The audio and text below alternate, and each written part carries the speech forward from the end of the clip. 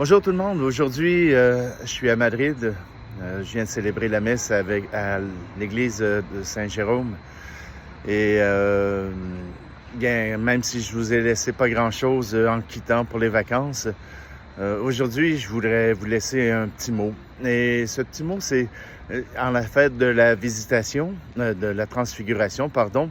Je voudrais expliquer la transfiguration à mon neveu qui voyage avec moi. Et ainsi, faire un petit commentaire sur la transfiguration. Alors aujourd'hui, je ne vous lis pas la parole de Dieu, mais je vous raconte cette parole de Dieu qui transforme. Voilà que Jésus se dirige vers la montagne, son lieu de prédilection pour la prière. C'est le moment qu'il privilégie le lieu qu'il privilégie pour entrer en relation avec son Père, avec notre Dieu. Voilà que Jésus amène avec lui Pierre, Jacques et Jean. Et en montant à la montagne, voilà que dans sa relation avec le Père, les apôtres s'aperçoivent que Jésus est transformé, Jésus est transfiguré. Voilà que pour cette rencontre, Jésus est rempli de la présence de son Père, rempli de l'amour.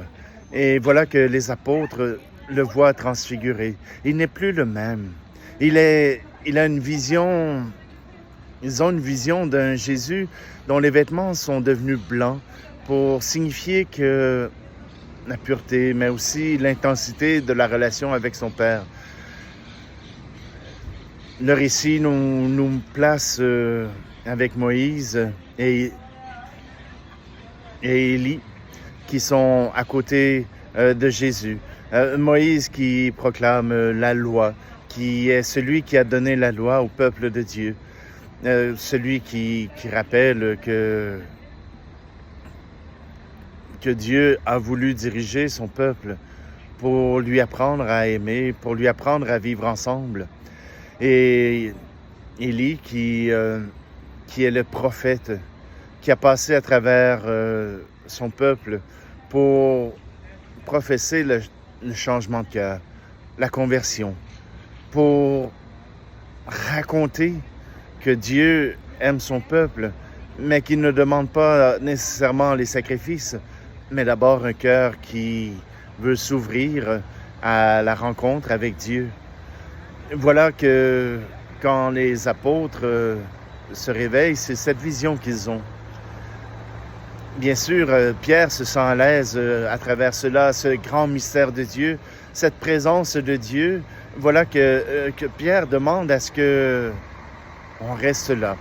On va monter des tentes, et même pas pour notre confort, mais pour pouvoir garder Jésus, Moïse et Élie dans ce monde. Et le prêtre qui vient de parler disait justement qu'il y avait une différence entre le ciel qui était représenté par cette transfiguration et la matérialité proposée par Pierre, monter 3 tentes pour que Dieu reste dans notre monde. Voilà que le Père parle. Voici mon Fils bien-aimé, j'ai mis en lui tout mon amour. Et cet amour, il est transparent, cet amour, il est visible, cet amour est possible. Et nous l'avons vu à travers cette vision. Est-ce que cette vision s'est réellement passée? Probablement pas.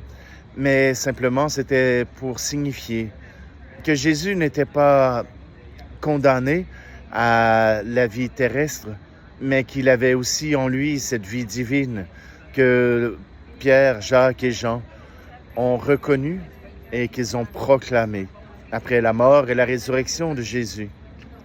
Oui, voilà que cet épisode est simplement le témoignage des apôtres pour rappeler que Jésus, mort et ressuscité, il est bien vivant, il est bien là.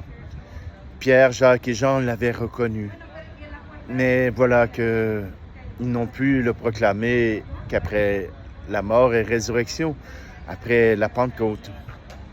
Oui, aujourd'hui, à travers le mystère de la transfiguration, nous nous approchons du ciel. Nous nous approchons de cette vision du ciel où Jésus est en unité avec son Père. Et cela transfigure ses vêtements, transfigure sa vie, mais aussi transfigure nos cœurs. Au lieu d'exiger que Dieu reste avec nous, nous pouvons déjà, nous aussi, toucher au ciel. Nous pouvons déjà, nous aussi, rechercher le ciel.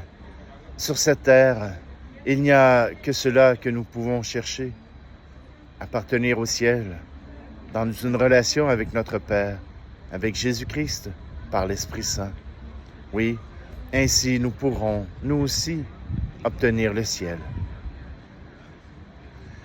Alors Seigneur, je te demande de bénir tous ceux qui aujourd'hui célèbrent la transfiguration, qui aujourd'hui célèbrent cette vie que tu as avec eux, que leur cœur puisse rechercher cette éternité que Pierre, Jacques et Jean ont aperçue dans la personne de Jésus-Christ. Et je te demande de les bénir, toi qui es Père, Fils et Esprit Saint.